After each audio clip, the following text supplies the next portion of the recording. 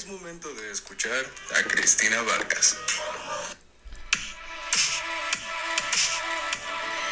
Así es, amigos. Bueno, pues sí, es momento de narrarte una edición más de los 13 libros raros, de los 13 libros prohibidos, prohibidos a su lectura a la humanidad. ¿Y por qué? Bueno, pues tenemos muchas razones para pensar en ello.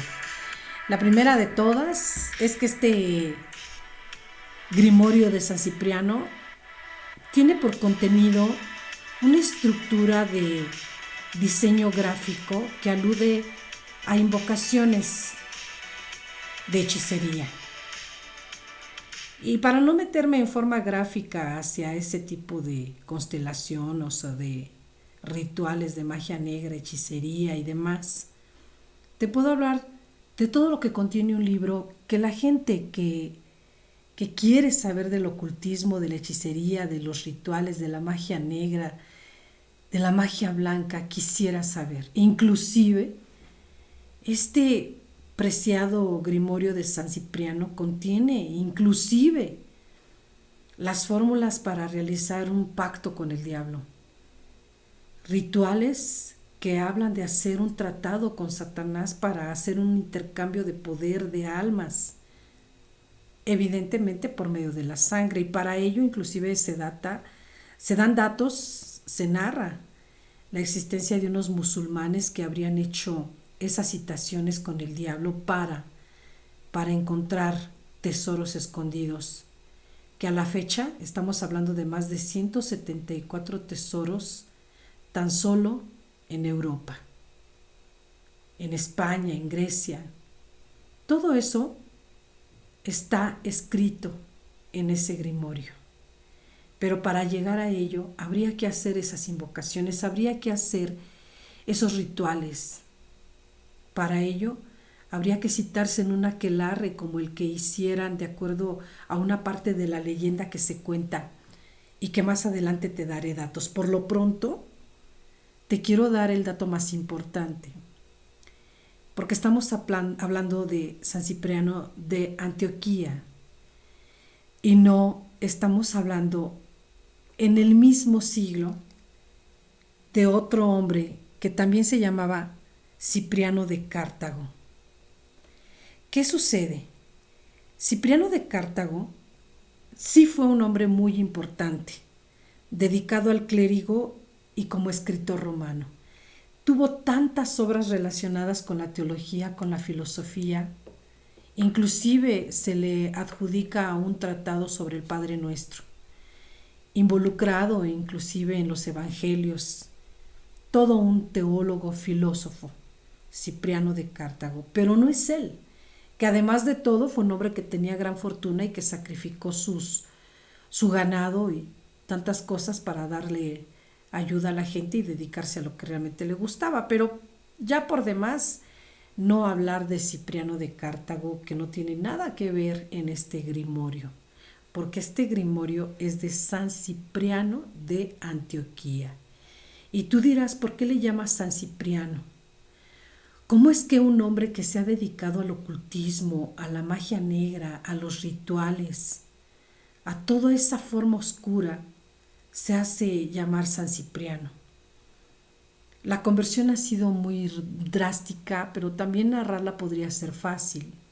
Y es que se trata de la vida de un hombre que nació en el siglo III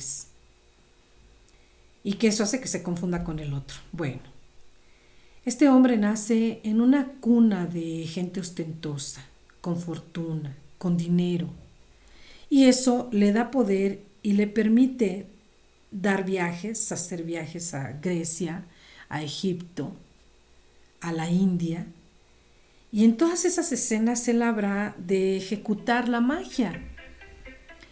Y es que la magia en aquellos tiempos, en tiempos ancestrales, sin duda no era como la magia actual, un ilusionismo. Anteriormente podríamos pensar que un mago te convencía, te hacía creer, porque estamos hablando de esos tiempos en donde Cipriano habría adquirido demasiado conocimiento sobre ello. Inclusive cuando regresa a su país de Antioquía, empieza a ejercer la magia de forma imparcial.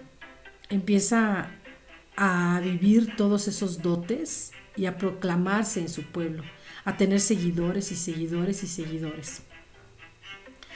Pero sí tenemos que hablar un poco acerca de cómo llega a ese momento y cómo es que crea un grimorio. Él crea un grimorio a partir del hastío, a partir de no saber ya qué hacer con tantos rituales de hechicería y magia. Y aquí voy a citar esa frase que utilizamos habitualmente en el internet, en donde decimos: dejaré esto aquí y me iré lentamente. Porque eso realmente fue lo que sucedió con este hombre, San Cipriano. Pero para hacer este paréntesis te tengo que decir que a partir del siglo XVIII este grimorio cobraría tanta fuerza que de ahí salen tantos rituales posibles, como el hecho de que en algún ritual se hable de que hasta el rey Salomón participó hablando de la nigromancia, o por ejemplo el ciprianillo blanco, en donde se habla de los tesoros escondidos, o sobre los maleficios del mago de Artafirbes. O también, ¿por qué no reconocer que dentro de todos estos ciprianillos, como le llamaron ellos, hubo un ciprianillo para los religiosos? Sí, y es de burlarse porque este ciprianillo, que es un derivado, recordemos y te vuelvo a mencionar que a partir del siglo XVIII esto se esparce de una forma inminente. Y entonces habrá impostores que escriban acerca del grimorio de San Cipriano, como inclusive un escrito que se hizo hablando de los tesoros, de los religiosos, de la muerte y sobre todo de los secretos del infierno. Hay un escrito que se realiza en 1885 y se habla de que la copia es totalmente absoluta. En 1885, Bernardo Barreiro de Vázquez Varela publica el libro de San Cipriano en su modalidad de magia negra, pero alguien publica entonces Los secretos del infierno, un libro titulado así, Los secretos del infierno, en donde el emperador Lucifer y su ministro Lucífugo Rofoquel están mancomunados para la Rambla de Cataluña. Pero el libro de los secretos del infierno es exactamente igual al grimorio de San Cipriano, así de fuertes las copias. Y cuando yo me refiero al ciprianillo para los religiosos, y que te comento que me da un poco de risa, es porque ¿quién habría de pensar que un ciprianillo iría dirigido exclusivamente a sacerdotes, frailes y monjas?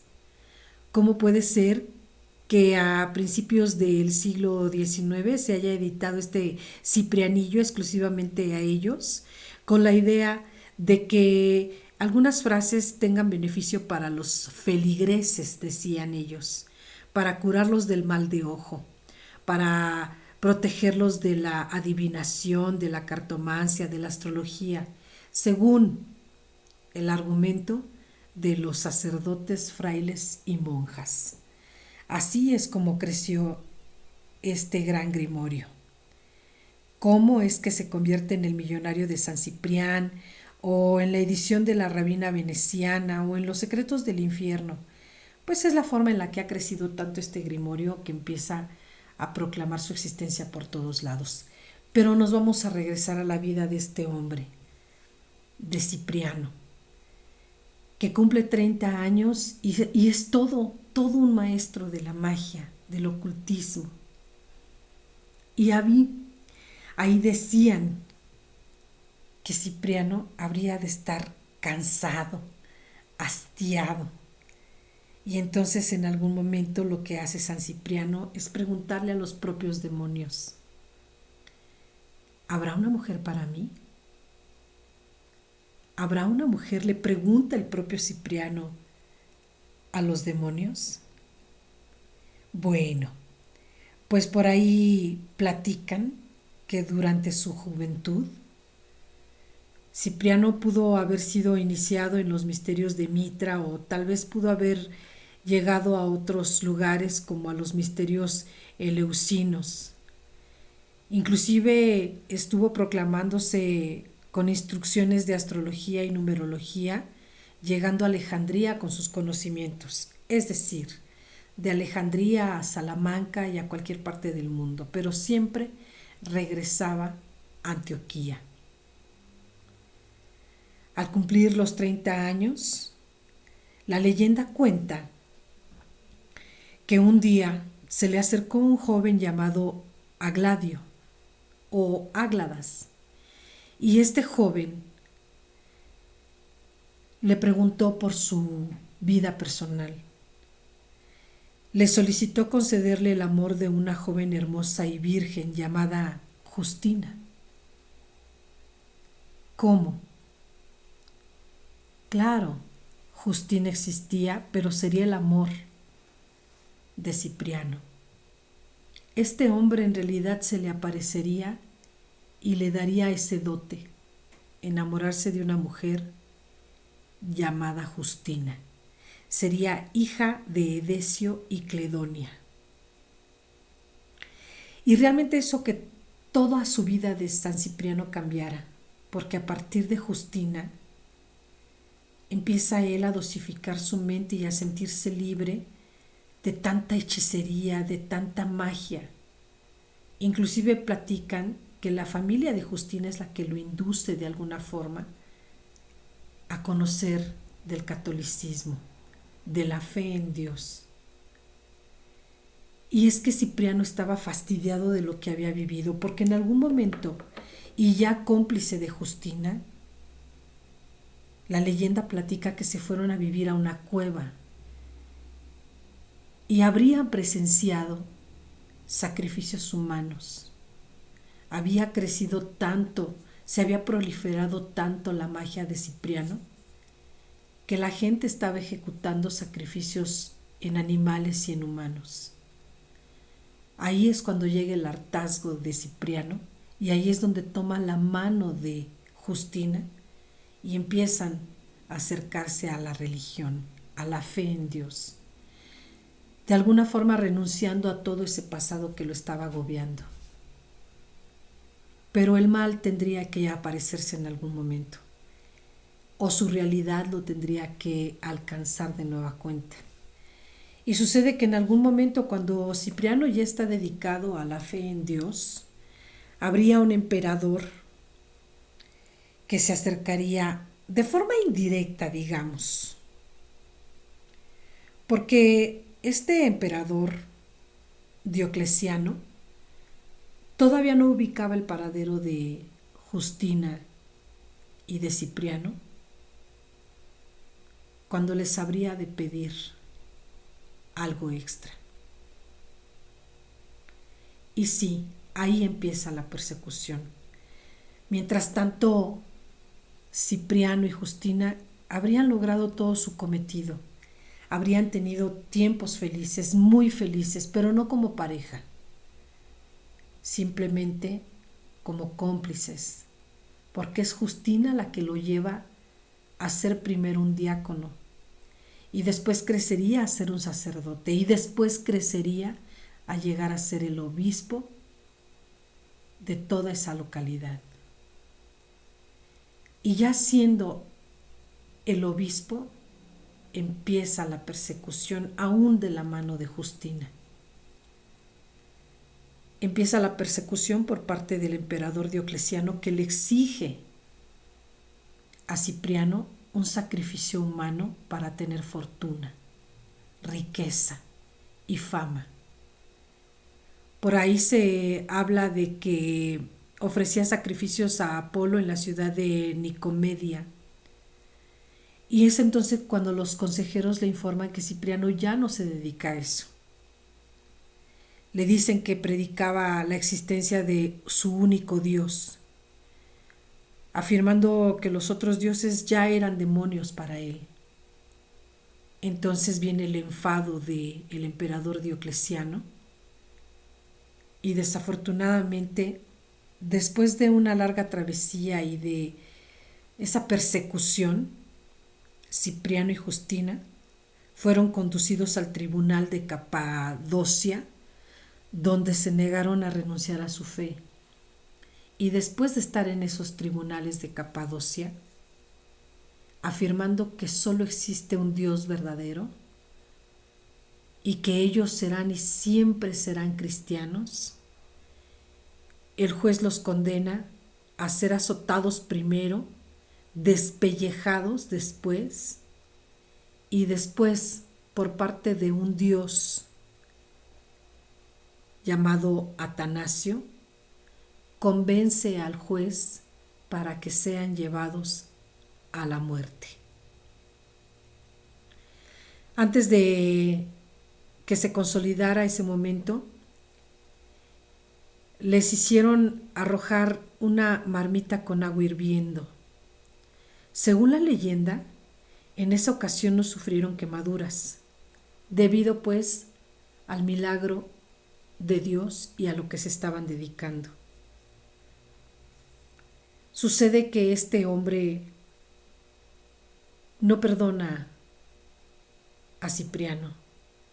Te estoy hablando del juez, o tal vez del otro, o tal vez del emperador.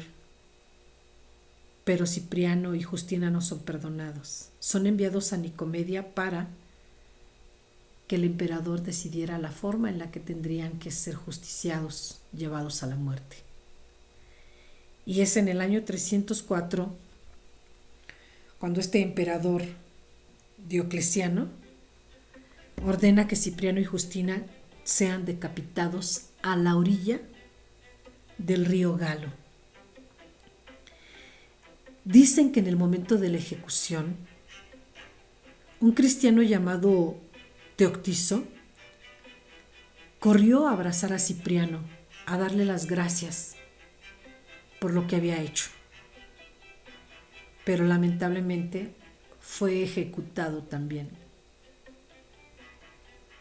A partir de ahí, todos los días, un grupo de cristianos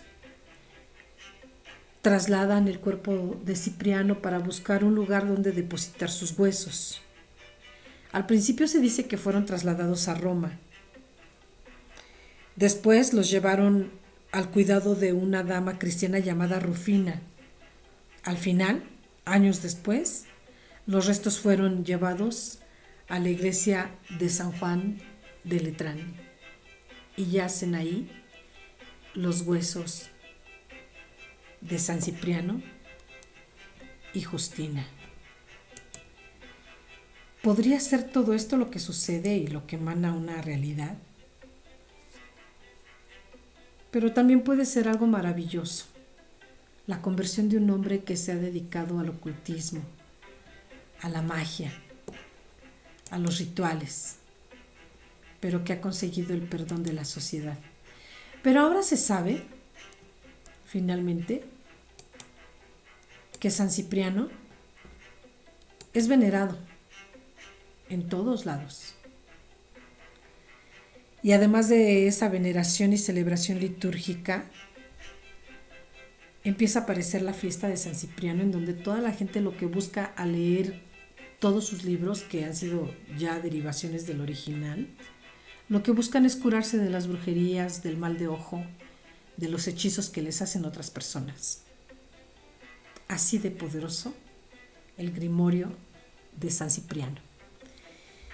Y bueno, pues yo con esto me despido y obviamente te invito a que me escuches en el siguiente episodio, que hablará de los libros más raros y sobre todo de los libros prohibidos. Así que pues, muchísimas gracias y hasta la vista. Sigue disfrutando del programa y no te olvides de seguir a Cristina en sus redes sociales como Cristina Vargas Radio Host.